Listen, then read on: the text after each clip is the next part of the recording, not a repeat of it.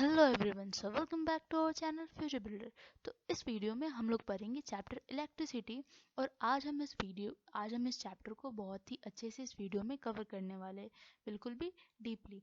तो चलिए शुरू करते हैं। As we all know that electricity has an important place in modern society। हमारे आसपास का हर एक बच्चा बच्चा जानता है कि हमारे लिए इलेक्ट्रिसिटी कितना ज़्यादा इम्पॉर्टेंट है। जैसे कि ये कंट्रोलेबल भी है और साथ ही में ये एक कन्वीनियंट फॉर्म ऑफ एनर्जी है, यानी कि आसानी से हम इसे कहीं पे भी यूज़ कर सकते हैं, घर में, स्कूल्स में, हॉस्पिटल्स में। और आजकल तो मैक्सिमम जो हमारी डिवाइसेस है वो इलेक्ट्रिसिटी पे ही चलने वाली है।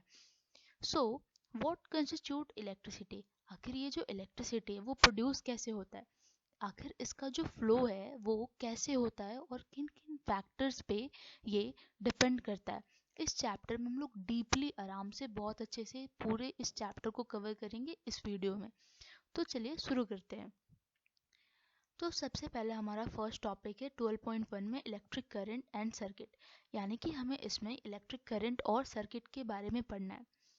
As we are all familiar with air current and water current, हमें सबको पता है कि हवा का जो करंट होता है, सडनली कभी हमारे इधर स्टॉर्म आता है तो जो एयर का करंट होता है वो हम फील कर पाते हैं।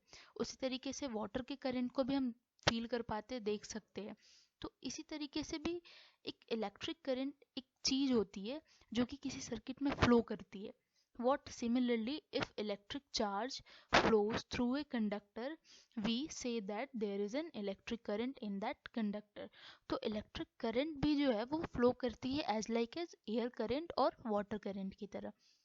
हमारे टॉर्च में सेल्स होते हैं, राइट। हमारे टॉर्च में जो हम लोग अंदर उसको बैटरी प्रोवाइड करते हैं जलने के लिए, तो उसको हम सेल के नाम से भी जानते हैं। तो वहाँ पे भी हमारा इलेक्ट्रिक करंट का फ्लो होता है, तभी कभी कहीं ना कहीं जाके जो टॉर्च है वो जल पाता है, उसमें इलेक्ट्रिसिटी का फ्लो होता है। हम देखते हैं कि जब हम टॉर्च के स्विच को ऑफ करें तो जो लाइट है वो बंद हो जाता है, और जब ऑन करें तो जो लाइट है वो फिर से जलने लगता है। तो आखिर इस जो स्विच का काम है, ये स्विच का क्या काम है?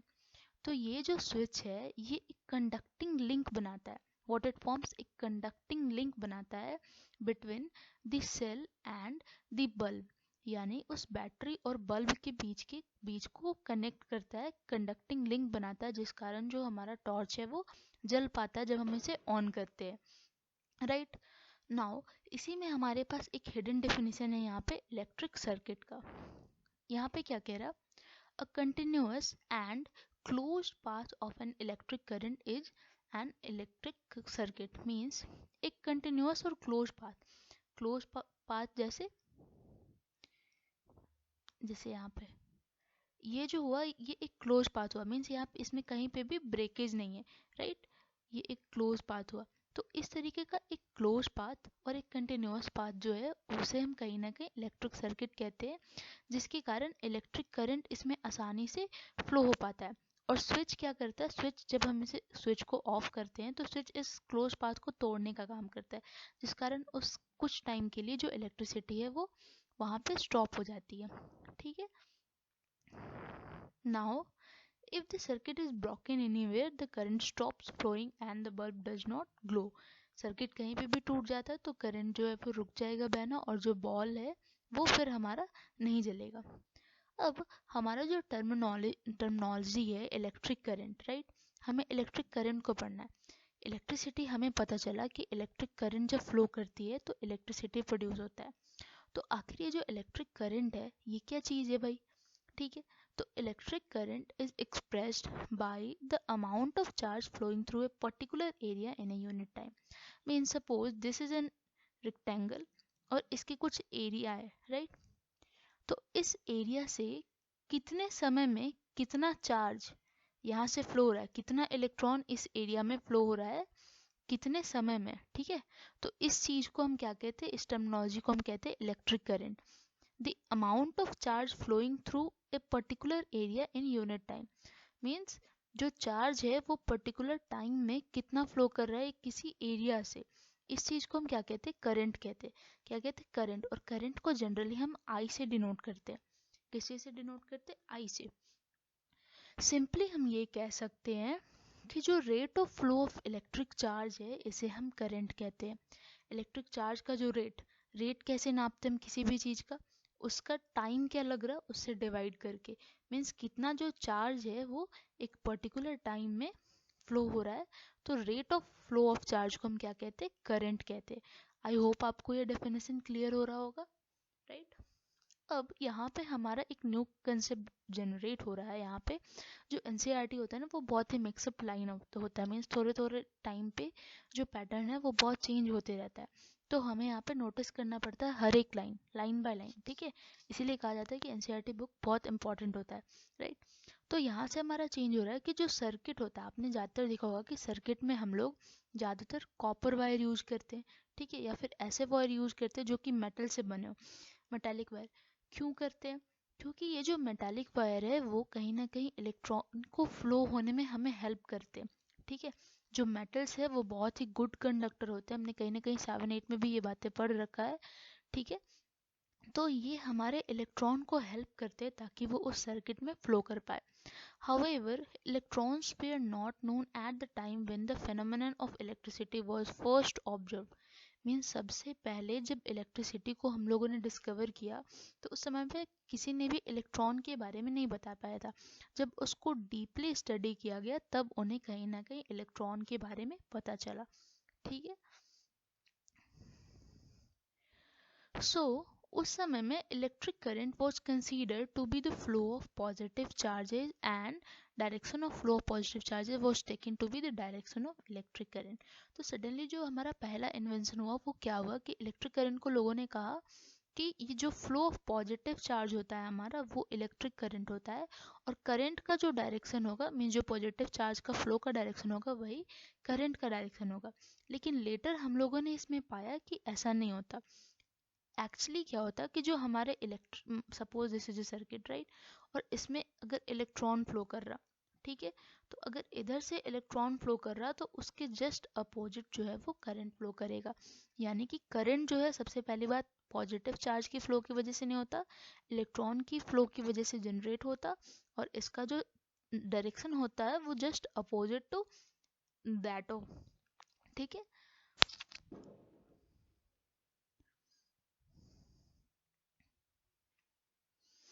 नाउ हमने क्या पढ़ा कि किसी भी क्रॉस सेक्शन में जो चार्ज है वो कितने टाइम में फ्लो हो रहा उसे हम करंट कहते हैं, और करंट को हम आई से डिनोट करते हैं, और rate of flow of charge यानी क्यू अपॉन टी, चार्ज को हम क्यू से डिनोट करते हैं, ठीक है, और इसकी एसआई यूनिट होती है कूलम्ब, ठीक है। नाउ यहाँ पे ये चीज़ है electric charge which is to the power, let me 6 into 10⁻18 electrons, यानी कि किसके कितने के बराबर होती है एक कूलम, 6 इंटू 10⁻18 इलेक्ट्रॉन। मीन्स अगर सपोज कोई कहता है कि मेरे पास एक कूलम का चार्ज है, तो आपको वहाँ पे सडनली ये चीज़ याद रखना है दिमाग में कि इसके पास 6 इंटू 10⁻18 इलेक्ट्रॉन्स है, ठीक है। हम सब जानते हैं कि जो इलेक्ट्रॉन है वो अपने ऊपर एक नेगेटिव चार्ज है जो पॉसेस करता है, पर उसकी जो मैग्नीट्यूड होती है वो होती है 1.6 इंटू 10⁻−19 कूलम। इलेक्ट्रॉन की जो मैग्नीट्यूड होती है वो होती है 1.6 इंटू 10⁻−19 कूलम। इसको आपको याद करना है, ठीक है। जो हमारा करंट का एसआई यूनिट होता है, हमारे करंट का एसआई यूनिट होता है एम्पियर, याद कर लिए इसे एम्पियर, इसे डिनोट करते हैं हम ए से, राइट। इनको इस ये जो ऐसा यूनिट है जिसने करंट का खोज किया था या फिर उनका बहुत ज़्यादा योगदान होगा इस चीज़ में, तो ये साइंटिस्ट है एंड्रे मैरी एम्पेयर, इनके नाम पे जो करंट का ऐसा यूनिट है वो रखा गया, ठीक है। नाउ 1 एम्पेयर, हमारा यहाँ पे जो ये डेफिनेशन है इसको आप बहुत ध्यान से देखेंगे, मैं भी क्या बताने जा रही, ठीक है। 1 ampere is constituted by the flow of 1 coulomb of charge पर सेकेंड। यानी कभी कभी आपसे कोई पूछेगा कि आपके पास से 1 एम्पेयर का करंट गुजर रहा, तो आप बताइए इसका एक्चुअली मीन क्या हुआ। तो एक्चुअली इसका मीन ये हुआ कि 1 कूलम का चार्ज, हमारे पास जो चार्ज है वो 1 कूलम का है, और वो किसी पर्टिकुलर 1 मीटर स्क्वायर एरिया, ठीक है, 1 मीटर स्क्वायर एरिया से गुजर रहा है in 1 second. How much second? In 1 second. हमारे करंट का क्या होता है formula, I is equal to Q by T. तो 1 कूलम का चार्ज 1 सेकेंड में, इस चीज़ को हम कहते हैं 1 एम्पेयर ऑफ करंट। तो ये डेफिनेशन हमारा बहुत ही ज़्यादा इम्पॉर्टेंट है, ठीक है। अब हम इसे देखेंगे 1, और यहाँ पे हम अगर ऐसा यूनिट ले तो 1 कूलम पर सेकेंड, ठीक है। अब हम जो छोटी छोटी क्वांटिटी मीन्स जो आपको न्यूमेरिकल मिलेंगे उसमें आपको कुछ छोटी छोटी क्वांटिटीज़ में करंट को बांटा हुआ मिलेगा। तो आपको ये चीज़, ये जो डायमेंशन वो याद रखना है। Milli ampere means you have to write there 10⁻³ ampere, और micro ampere means you have to write there 10⁻⁻6 ampere, ठीक है। अब हमारे पास एक एमीटर टाइप की एक इंस्ट्रूमेंट आती है, ठीक है। ये इंस्ट्रूमेंट किस काम का होता है? तो this is use to measure electric current in this circuit.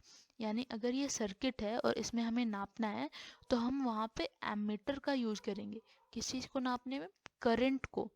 उस सर्किट में कितना करंट फ्लो हो रहा है इस चीज़ को नापने के लिए हम लोग यूज करेंगे एमीटर का।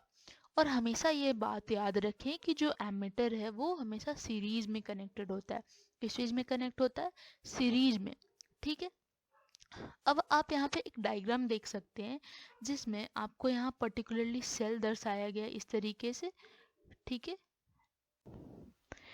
तो फ्रेंड्स, हमने जो भी पढ़ा 12.1 में वो हमने पढ़ा इलेक्ट्रिक करंट के बारे में। नाउ हमें पढ़ना है 12.2 में इलेक्ट्रिक पोटेंशियल के बारे में और पोटेंशियल डिफरेंस के बारे में। तो हम यहाँ पे देखेंगे कि ये जो इलेक्ट्रिक चार्ज है जिसकी फ्लो की वजह से जो इलेक्ट्रिसिटी प्रोड्यूस हो रहा था वो आखिर फ्लो हो कैसे पा रहा। जैसे अगर हम एक एग्जाम्पल लें कि अगर हम एक टेबल पे 2 बॉल को रखें, अगर सेम हाइट पे रखे, कहीं पे भी रखे, बेड पे, टेबल पे, कहीं पे भी सेम हाइट पे रखे, तो वो जो बॉल है वो ज़्यादा रोल नहीं होगा, ठीक है। लेकिन अगर हम उसे स्लोप पे रखे, किसी स्लोपी एरिया पे रखे और फिर यहाँ पे एक बॉल को छोड़े तो वो सडनली क्या होगा, यहाँ से रोल होके नीचे गिर जाएगा, ठीक है। तो इसी तरीके से सेम जो फंडा होता है, सिमिलरली ये जो फंडा होता है वो होता है इलेक्ट्रिक पोटेंशियल का, ठीक। Charges do not flow in a copper wire by themselves, मतलब किसी भी एक वायर में जो चार्ज है वो खुद से नहीं फ्लो होता, राइट। जिस तरीके से कि पानी, आपने हमेशा नोटिस किया होगा कि आपका जो पानी का टंकी है वो हमेशा छत पे होता है, ठीक है। आप नीचे होते हो और जो पानी का टंकी होता है वो छत पे होता है, क्योंकि ये हाइट मेंटेन रहे जिसके कारण ये जो पानी का फ्लो है वो टंकी से निकल के आपके नलों तक आ पाए, ठीक है। सिमिलरली यहाँ पे क्या होता है, if one end of the tube is connected to tank of the water, means यहाँ पे सपोज यहाँ पे दिया जा रहा है कि सपोज हमने एक ट्यूब लिया, ठीक है, ट्यूब वेसल, और इसमें हमने पानी भर दिया, ठीक है, और ये जो टैंक है इसको खाली रखा। तो सपोज इसको मैंने यहाँ से कनेक्ट कर दिया, तो हम देखेंगे, नोटिस करेंगे कि इससे तब तक पानी इसमें गिरेगा जब तक इन दोनों का जो हाइट है वो सेम नहीं हो जाए, ठीक है, तब तक जो फ्लो है वो होगा। तो इसी तरीके से हम लोग को चार्ज के भी फ्लो के लिए, फ्लो ऑफ चार्ज के लिए भी हमारे कंडक्टिंग मेटालिक वायर में जो है वो एक से दूसरे एंड में एक पोटेंशियल का डिफरेंस, ठीक है, एक इलेक्ट्रिक प्रेशर का डिफरेंस होगा जिसको हम कहते हैं potential difference along the conductor. अब हम इसका डेफिनेशन पढ़ेंगे, ठीक है। The difference of potential may be produced by a battery consisting of one or more electric cells, यानी कि ये जो है डिफरेंस वो कैसे क्रिएट हो सकता है। तो हम जो सेल लगाते हैं किसी भी चीज़ में, ठीक है, इलेक्ट्रिक सेल्स लगाते हैं या किसी भी तरीके का जो डिवाइस लगाते हैं, ठीक, तो ये हमारा जो पोटेंशियल है उसको क्रिएट करेगा। The chemical action within a cell generates the potential difference across the terminals of the cell, यानी कि जो हमारे सेल के अंदर जो केमिकल्स होते हैं वो ही जो है वो इन दोनों, जो हमारा इलेक्ट्रिक सर्किट है इसमें जो पोटेंशियल डिफरेंस को है वो क्रिएट कर पाता है। मीन्स दो टर्मिनल के बीच में एक पोटेंशियल का डिफरेंस, ठीक है। When the cell is connected to a conducting circuit element, the potential difference sets the charge in motion in conductor and produces an electric current, यानी कि जब भी किसी एक सेल में जो पोटेंशियल डिफरेंस है वो होगा तब उस सर्किट में हमारा जो करंट का फ्लो है वो पॉसिबल हो पाएगा, ठीक है। नाउ यहाँ पे हमारा डेफिनेशन है electric potential difference between two points in an electric circuit carrying some current as the work done to move a unit charge from one point to the other. Suppose we are taking a point A and we are taking a point B. ठीक है, suppose जो हमारा B का potential है वो हमारे ए से ज़्यादा है. ठीक है, ए से जो ज़्यादा है तो हमारा जो करंट का फ्लो है वो बी टू ए होगा. ठीक है, तो हमारा जो चार्ज को बी से ए तक ले आने में जो हमारा वर्क डन लगा, ठीक है, एक चार्ज को बी से ए तक ले आने में हमारा जो वर्क डन लगा उसी को हम पोटेंशियल डिफरेंस कहते हैं. तो हम यहाँ पे फॉर्मूला के थ्रू देख सकते हैं V is equal to work done upon charge. यानी हमें इस पॉइंट से इस पॉइंट तक ले आने में जो वर्क डन लगा एक चार्ज को, इसी चीज़ को हम लोग कहते हैं पोटेंशियल डिफरेंस. जो पोटेंशियल डिफरेंस है इसको हम लोग V से डिनोट करते हैं, वर्क डन को W से और चार्ज को Q से. जिस तरीके से हमारे करंट का जो SI यूनिट था वो था एम्पियर, उसी तरीके से हमारा जो इलेक्ट्रिक पोटेंशियल डिफरेंस का SI यूनिट है वो है वोल्ट, जो कि अलेजेंड्रो वोल्टा एक साइंटिस्ट थे, उनके इटालियन फिजिसिस्ट थे, इनके नाम पे रखा गया. जिस तरीके से हमने वहाँ पढ़ा था कि जो 1 एम्पेयर करंट है वो 1 कूलम चार्ज 1 सेकेंड में पास करे किसी एक सर्किट से, उसको हम 1 एम्पेयर करंट कहते हैं. इसी सिमिलर तरीके से हमें यहाँ पे 1 वोल्ट का डेफिनेशन जो है वो पढ़ना है. ठीक है, नाउ हम ये चीज़ देखेंगे यहाँ पे.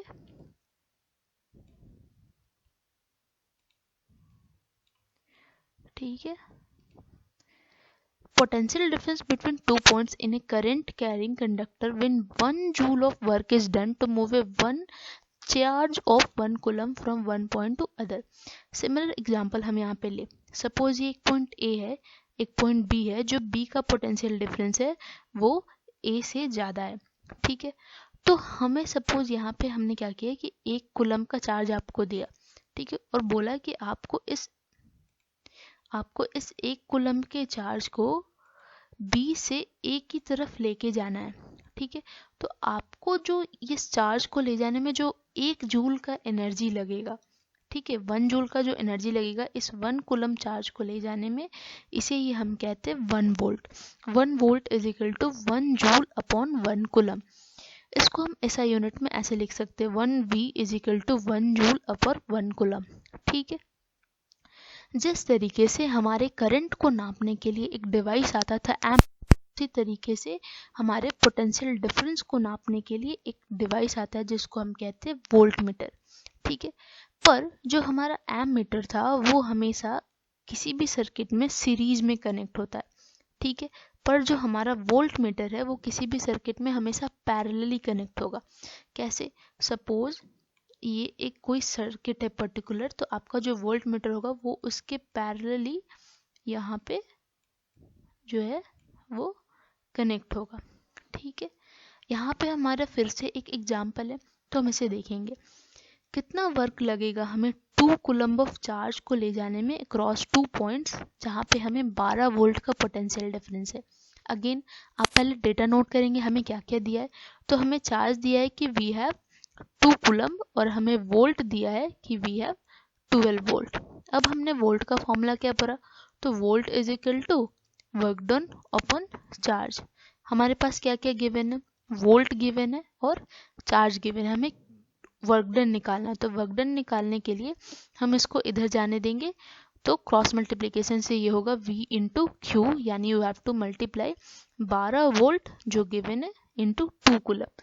तो यहाँ पे हमारा आंसर है 24 जूल का वर्क डन लगेगा हमें 2 कूलम्ब के चार्ज को 12 वोल्ट के पोटेंशियल डिफरेंस के अंदर A से B कोई 2 पॉइंट है वहाँ पे ले जाने के लिए. आई होप आपको क्लियर हो रहा होगा. अगर क्लियर हो रहा होगा तो सब्सक्राइब, लाइक, शेयर जरूर करना, अपने फ्रेंड्स में भी शेयर करना ताकि उनका भी हेल्प हो सके और हमारा भी हेल्प हो सके. ठीक है, now moving toward the section 12.3, इसमें हमें पढ़ना सर्किट डायग्राम के बारे में. एक्चुअली क्या है कि जब भी हम कभी डायग्राम का बात करते हैं तो उस समय हमेशा हम स्विच को अच्छे तरीके से, बल्ब को अच्छे तरीके से ड्रॉ करके, हमेशा हमारे पास इतना टाइम नहीं रहता कि हम दिखा सकें. तो इसके लिए साइंटिस्ट लोगों ने एक सर्किट डायग्राम का जो फंडा है वो निकाला जिसके थ्रू हम किसी पर्टिकुलर टाइप ऑफ सब्सटेंस को किसी पर्टिकुलर टाइप ऑफ सिंबल में रिप्रेजेंट करते हैं। ठीक है, किस किस तरह के, जैसे प्लग की को इलेक्ट्रिकल कंपोनेंट्स जो भी हुए, बल्ब, वायर, ठीक है, इसके कुछ सिंबल्स है जो कि कुछ ऐसे हैं। नाउ अगर आपको पेपर में कहता है कि आपको एक इलेक्ट्रिक सेल दर्शाना है तो आप उसको कैसे दिखाओगे? ऐसे, ठीक है, जहाँ पे जो पॉजिटिव टर्मिनल है उसको आप बड़ा करोगे और जो नेगेटिव है उसको छोटा, और पॉजिटिव वाले की तरफ पॉजिटिव साइन, नेगेटिव वाले की तरफ नेगेटिव साइन। इसी तरीके से एक बैटरी और एक कॉम्बिनेशन ऑफ सेल को आप इस तरीके से दिखाओगे। ठीक है, एक प्लग की और स्विच ओपन को इस तरीके से दिखाओगे। नोटिस कर लो, प्लग की स्विच क्लोज्ड को आप इस तरीके से दिखाओगे। एक वायर है जो जॉइंट है उसको आप परपेंडिकुलर ऐसे दिखाओगे। जैसे किसी कोई एक वायर है, इससे एक वायर जॉइंट है तो सेकंड वायर इस पे आके गिर रहा है तो आप उसको एक परपेंडिकुलर ऐसे दिखाओगे। ठीक है, wire crossing without jointing, joint के लिए परपेंडिकुलर, विदाउट जॉइंटिंग आप ऐसे दिखाओगे। सपोज ये वायर है, इसके ऊपर से एक वायर जा रहा है तो आप इसको ऐसे दिखा दोगे। ठीक है, एक बल्ब को आप इस तरीके से दिखा सकते हो या इस तरीके से भी दिखा सकते हो एज पर योर ड्राइंग। ठीक है, आप रेजिस्टेंस को इस तरीके से दिखाओगे। ठीक है, such like curve structure. Variable resistance को आप इस तरीके से दिखाओगे जहाँ पर रेजिस्टेंस जो है वो चेंज हो रहा होगा, या इस तरीके से। एमीटर को आप इस तरीके से दिखाओगे, और जो हमारा वोल्ट मीटर है उसको आप इस तरीके से दिखाओगे। ठीक है, इतना कुछ पढ़ने के बाद हम आते हैं ओम्स लॉ पे। अब ओम्स लॉ जो है वो क्या कहता है? तो जो हमारा ओम्स लॉ है वो है relationship between the potential difference across the conductor and the current through it. यानी अभी तक हमने क्या पढ़ा? हमने सबसे पहले सेक्शन में पढ़ा अबाउट करंट, कि करंट क्या होता है, rate of flow of charge, और फिर हमने पढ़ा वोल्ट के बारे में कि इस फ्लो ऑफ चार्ज के लिए हमारे पास पोटेंशियल डिफरेंस होना जरूरी है, तभी किसी भी सर्किट में जो चार्ज का फ्लो है वो होएगा। तो जो ओम्स लॉ थे, ओम्स जो साइंटिस्ट थे उन्होंने एक लॉ दिया जिसमें इन दोनों के बीच का रिलेशन निकाला अपने कुछ ऑब्जर्वेशंस के द्वारा। उन्होंने क्या ऑब्जर्वेशंस किया हम यहाँ पे देखेंगे। तो उन्होंने जब वो क्या कर रहे थे कि एक्चुअली लैब में जाके, ठीक है, एक सर्किट लेके और वहाँ पे कुछ बातें ऑब्जर्व कर रहे थे। तो वो ये देख रहे थे कि जैसे जैसे वो पोटेंशियल डिफरेंस को इंक्रीज कर रहे थे वैसे वैसे उनका जो करंट है वो इंक्रीज हो रहा था। ठीक है, जिस जिस जिस रेट से वो इंक्रीज कर रहे थे पोटेंशियल डिफरेंस को, उसी रेट से कहीं ना कहीं जो करंट था वो उनका इंक्रीज हो रहा था। तो उन्होंने पाया जो करंट है और वोल्ट है इसके बीच में एक लीनियरली रिलेशनशिप है डिपेंडेंसी की। मीन्स जो वोल्ट है वो directly proportional to a current. Mean जितना आप करंट बढ़ाओगे उतना ज़्यादा वोल्ट बढ़ेगा, या आप ये कहो कि जितना आप वोल्टेज बढ़ाओगे, जितना ज़्यादा पोटेंशियल डिफरेंस बढ़ाओगे, उतना ही ज़्यादा जो है वो करंट का फ्लो किसी सर्किट में होगा। तो हमने बेसिकली मैथ्स में ही पढ़ा है, अगर नहीं पढ़ा तो अभी देख ले कि ये जो हमारा प्रोपोर्शनैलिटी का साइन होता है इसको जब हम इक्वल टू में रिमूव करते हैं तो वहाँ पे हमारे पास एक कांस्टेंट आता है। तो यहाँ पे जो हमारा आर है वो एज ए कांस्टेंट आएगा। तो हम यहाँ पे इस प्रोपोर्शनैलिटी साइन को हटा के एक कांस्टेंट लगा सकते आर। तो यहाँ से हमें एक फॉर्मूला मिलता है V is equal to I R. ठीक है, means volt is equal to current into resistance. यहाँ पे जो कांस्टेंट निकला इसको हम रेजिस्टेंस कहते हैं, इसको हम रेजिस्टेंस के नाम से जानते हैं।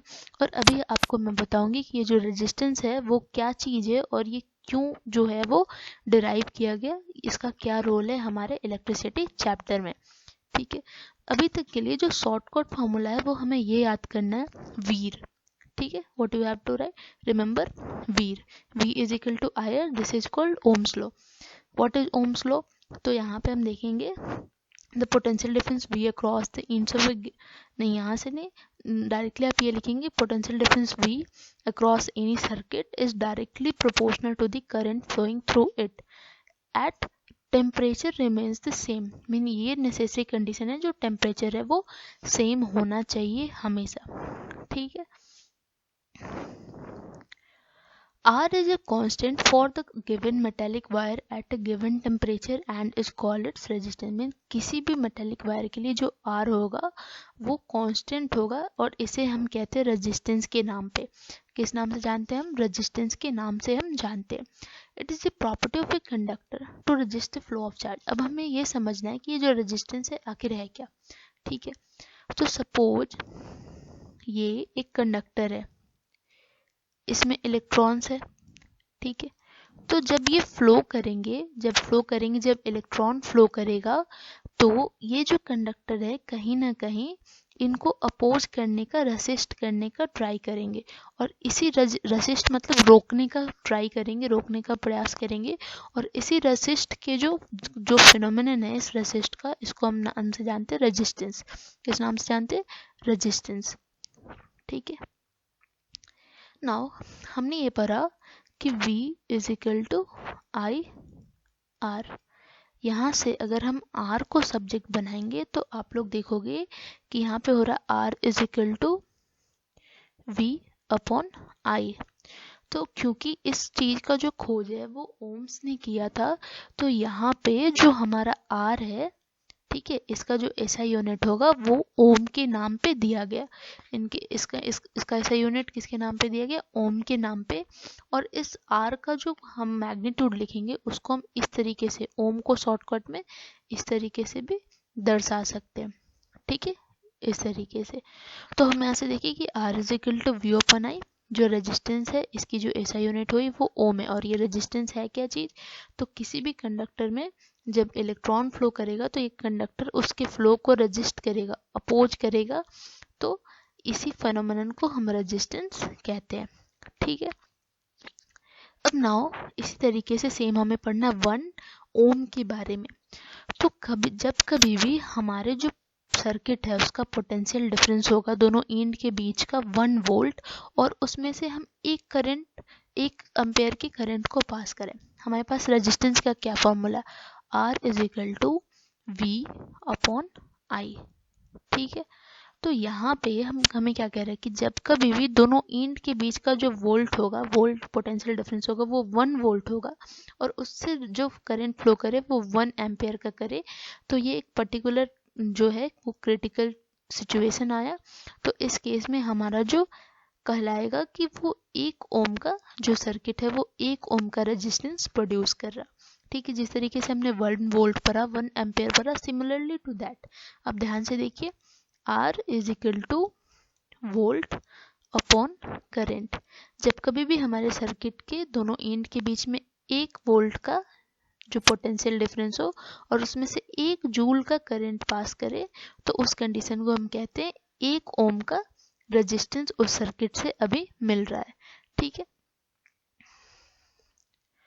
Now the current through a resistor is inversely proportional to its resistance. अब ये ऑब्वियस है, हमारे पास क्या formula? R is equal to V upon I.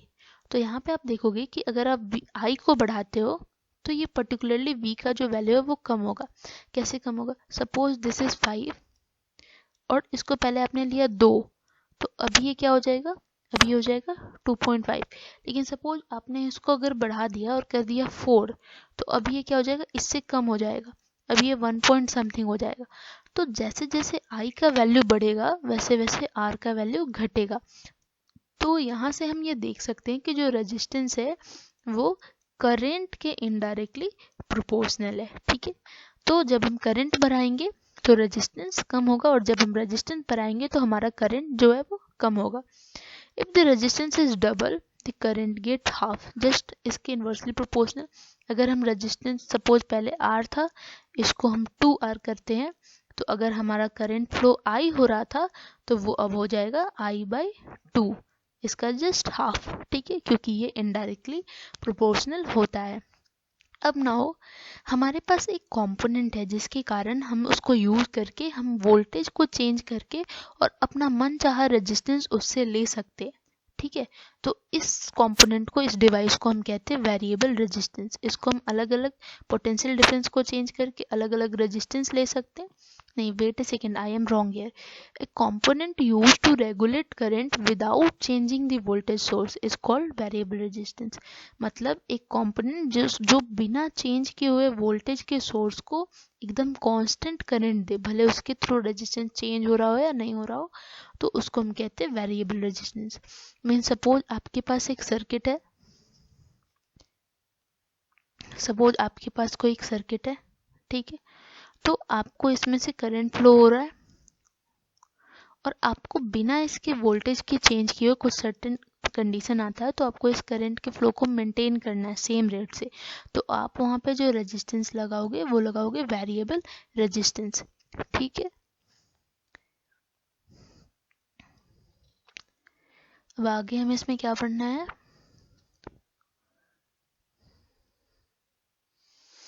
The electrons, however, are not completely free to move within a conductor. Means किसी भी conductor में जो इलेक्ट्रॉन है उनको बिल्कुल भी ऐसे फ्रीली अलाउंस नहीं होता, वो बिल्कुल भी फ्रीली जो है वो नहीं जाते, जबकि वो कभी कभी restrain by the attraction of the atom among which they move. यानी कि आपस में ही कभी कभी जो इलेक्ट्रॉन है वो आपस में टकराते भी हैं, साथ में मटेरियल के किसी एटम के साथ कुछ अट्रैक्ट भी होंगे. तो उनमें बहुत सारा जो ऐसा चीज़ है वो अपोजिंग फैक्टर भी होता है.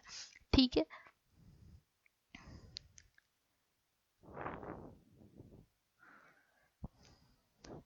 यहाँ पे हमारे पास क्या दिया, एक component of an identical size that offers a higher resistance is a poor conductor and insulator of the same size offers even higher. Mean suppose आपके पास दो मटेरियल है, ठीक है. Suppose this is A, suppose this is B. इस दोनों का जो साइज है वो सेम है सपोज, ठीक है, ए का साइज. लेकिन आप ये अभी नोटिस कर पा रहे हो, मान लो सपोज आपने एक्सपेरिमेंट किया और आपने नोटिस किया कि इसमें से जो करंट है वो बी के कंपेयर जो है वो ज़्यादा फ्लो हो रहा. तो आप कह सकते हैं कि ये जो बी है वो बहुत ही ज़्यादा पुअर है, ये बहुत ही ज़्यादा पुअर कंडक्टर है, क्योंकि ये करंट को बहुत ज़्यादा रोक रहा है, करंट को रेजिस्ट कर रहा. जबकि ये जो ए है वो बहुत ही अच्छा गुड कंडक्टर हुआ बी के रिस्पेक्ट में. यही बात इस सेक्शन में आपको समझाई गई है. ठीक है. अब हमें ये पढ़ना है कि factors on which the resistance of a conductor depends. यानी कि आखिर ये जो आपका आर आया, आपका जो रेजिस्टेंस आया जो कि कहीं ना कहीं इलेक्ट्रॉन के फ्लो को अपोज कर रहा है, ये किन किन फैक्टर्स पे डिपेंड करता है. ठीक है. किन किन फैक्टर्स पे ये डिपेंड करता है.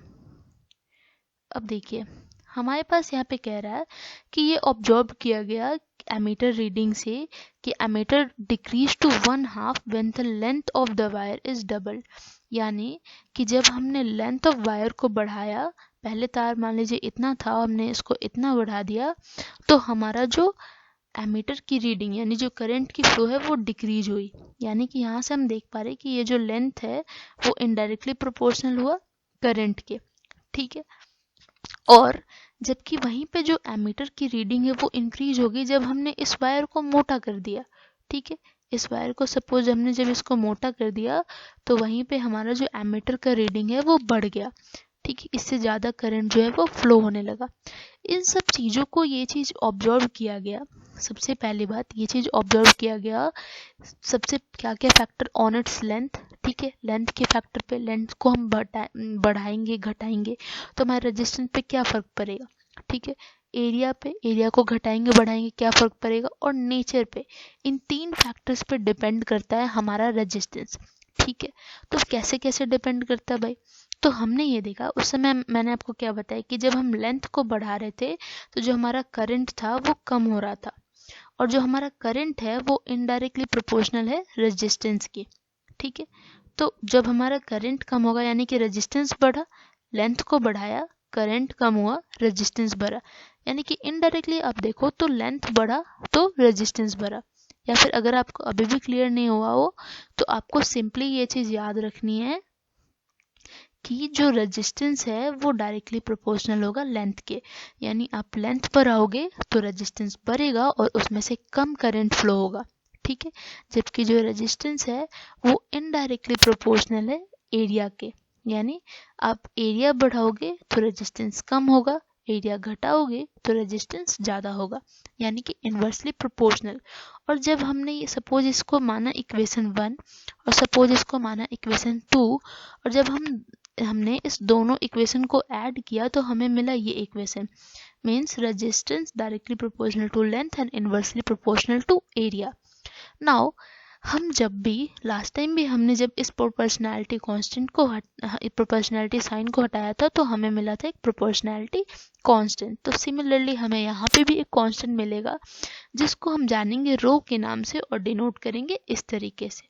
ठीक है, ये एक कांस्टेंट प्रोपोर्शनैलिटी है जिसको हम लोग इलेक्ट्रिकल रेजिस्टिविटी के नाम से जानते हैं। इलेक्ट्रिकल रेजिस्टिविटी किसी भी कंडक्टर के मटेरियल का। ये जो रेजिस्टिविटी है इसका जो ऐसा यूनिट होता है वो होता है ओम मीटर। कैसे ओम मीटर? तो देखिए यहाँ पे आपके पास क्या फॉर्मूला है, resistance is equal to rho L upon A. ठीक है, यहाँ से आप रो को सब्जेक्ट बनाओ तो आपको यहाँ पे मिलेगा आर इंटू एरिया अपॉन, आप लेंथ को इधर नीचे भेजोगे तो अपॉन एल। तो हमें पता है कि रेजिस्टेंस का जो ऐसा यूनिट होता है वो होता है ओम, एरिया का मीटर स्क्वायर और लेंथ का मीटर। तो इस मीटर से ये जो मीटर है वो कट गया एक, तो हमें मिला यहाँ पे रो का जो ऐसा यूनिट वो मिला, वो हमें मिला ओम मीटर। ठीक है, अब ये जो रेजिस्टिविटी है वो हर एक मेटल की, हर एक मटेरियल की अलग अलग होती है। ठीक है, जैसे कि जो मेटल्स है या अलॉय है वो एक गुड कंडक्टर होते हैं और इनका बहुत ही कम रेजिस्टिविटी होता है, यानी कि जो हमारा गुड कंडक्टर होता है उनका बहुत ही कम रेजिस्टिविटी होगा। क्यों? क्योंकि आप देख सकते हो कि ये जो रेजिस्टिविटी है यहाँ से डायरेक्टली प्रोपोर्शनल हो गया रेजिस्टेंस की। तो अगर इसका ज़्यादा, अगर गुड कंडक्टर का ज़्यादा रेजिस्टिविटी हो जाए तो रेजिस्टेंस भी तो ज़्यादा होगा, फिर वो गुड कंडक्टर रहा कैसे? नहीं रहेगा। तो जो हमारा गुड कंडक्टर होता है उसका रेजिस्टिविटी कम होता है, जनरली रेंज करता है 10⁻⁸ ओम मीटर टू 10⁻⁻6 ओम मीटर तक। ठीक है,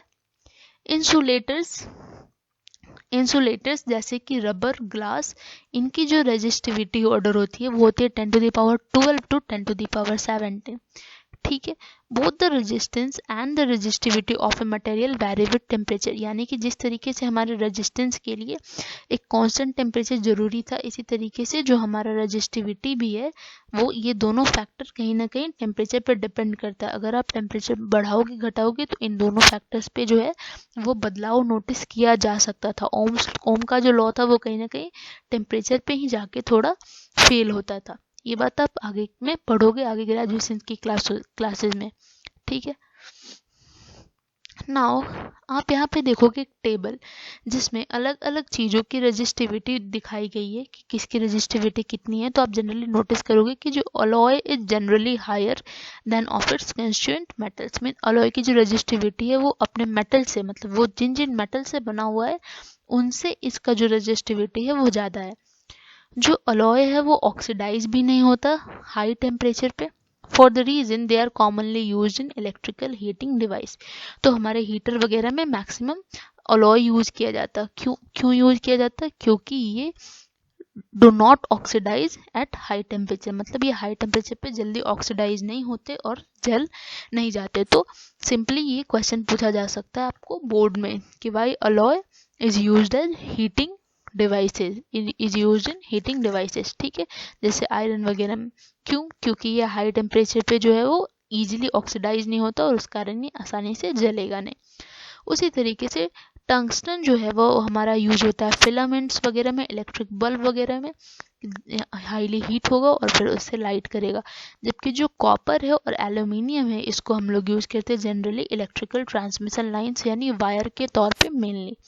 ठीक है, आप यहाँ पे ये टेबल को आप एकदम थ्रोली रीड आउट करना कि इसकी कितनी रेजिस्टिविटी है। आप नोटिस करना किसका कम किसका ज़्यादा। आप नोटिस करोगे कि जो कंडक्टर है उसकी रेजिस्टिविटी जो है वो कम मिलेगी आपको, उससे ज़्यादा मिलेगी अलॉय की, और उससे सबसे ज़्यादा मिलेगी आपको इंसुलेटर की, क्योंकि रेजिस्टिविटी जो होता है वो डायरेक्टली प्रोपोर्शनल होता है रेजिस्टेंस के। ठीक है, नाउ आपको यहाँ पे क्या दिया?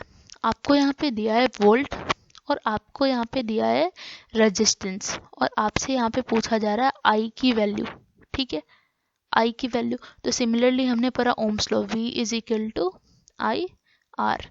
आपके पास वोल्ट गिवन है 220 वोल्ट, आपके पास रेजिस्टेंस गिवन है 1200 ओम। आपको आई की वैल्यू निकाल देनी है, आप इसको इससे डिवाइड कर दो, वोल्ट को रेजिस्टेंस से डिवाइड कर दो। सिमिलरली सेकेंड में भी आ जाएगा। How much current will an electric heater coil draw from a 2020 if resistance heater is 100। हाँ, सेम क्वेश्चन है, सेम फॉर्मूला एप्लीकेबल होगा यहाँ पे। यहाँ पे क्या है, potential difference between the terminals of an electrical heater 60 volt when it's draw a current of 4 ampere. आपको पोटेंशियल डिफरेंस दिया, आपको करंट की वैल्यू दी गई है और आपसे पूछा जा रहा है कि अगर हमें पोटेंशियल डिफरेंस को बढ़ाया 120 मीन्स आपको पहले क्या करना है, V is equal to I R. तो पहले आपको I की वैल्यू रखनी है यहाँ पे 4 एम्पेयर।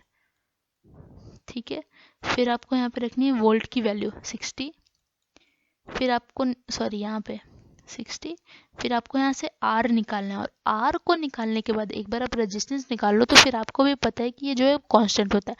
जब आप रेजिस्टेंस निकालोगे तो आपको मिलेगा 15 ओम और ये कांस्टेंट होता है, तो फिर आप ये सेम फॉर्मूला एप्लीकेबल करोगे विथ 120 वोल्ट। पहले आपको फर्स्ट केस में क्या दिया है, आपको फर्स्ट केस में जो वोल्ट है वो दिया है 60 और अब इसी को बदल के कर दिया है 120। तो इस चीज़ को ऑब्जर्व करने के लिए आपको पहले R का वैल्यू निकालना है। R का वैल्यू निकालने के बाद आपको इसको माइंड में रखना है कि हमें सिमिलरली अगेन इस फॉर्मूले में R का वैल्यू फिर से वही पुट करना है और फिर आपको यहाँ पे पुट कर देना है और जो नया वोल्ट पे जो हमारा इलेक्ट्रिक करंट है वो निकाल लेना है। ठीक है, अब यहाँ पे एक है 12.5 में ये जो मेटल वायर की रेजिस्टेंस आपको लेंथ गिवन है यहाँ पे 1 मीटर, ओम गिवन है 26, आपको टेम्परेचर गिवन है, आपको डायमीटर गिवन है। What will be the resistivity आपसे पूछा गया है यहाँ रो। तो आपने पढ़ा है कि rho is equal to R into A upon L, या फिर आप ये कह सकते हो कि आपने क्या पढ़ा था, रेजिस्टेंस जो है वो डायरेक्टली प्रोपोर्शनल होता था लेंथ के अपॉन एरिया के और साथ में हमें प्रोपोर्शनैलिटी कांस्टेंट मिलता था रो।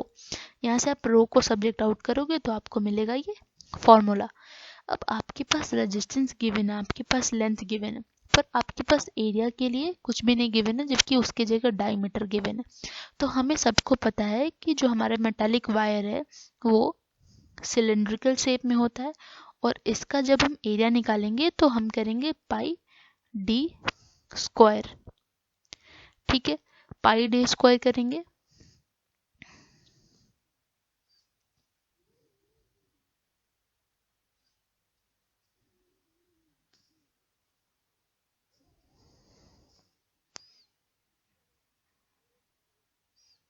upon L has been given 1। I think यहाँ पे इसने लिया पाई डी स्क्वायर अपॉन 4। आप एक बार इसको चेक कर लेंगे। ठीक है, आप एक बार इसको कमेंट करेंगे, अब देख के बना के खुद से, अगर नहीं बना तो आप इसको कमेंट करेंगे कमेंट बॉक्स में। ठीक है, सिमिलरली यहाँ पे एक और न्यूमेरिकल है जो कि आप लोग इसे खुद से करेंगे या ये मैं आप लोगों के लिए छोड़ रही हूँ। ठीक है।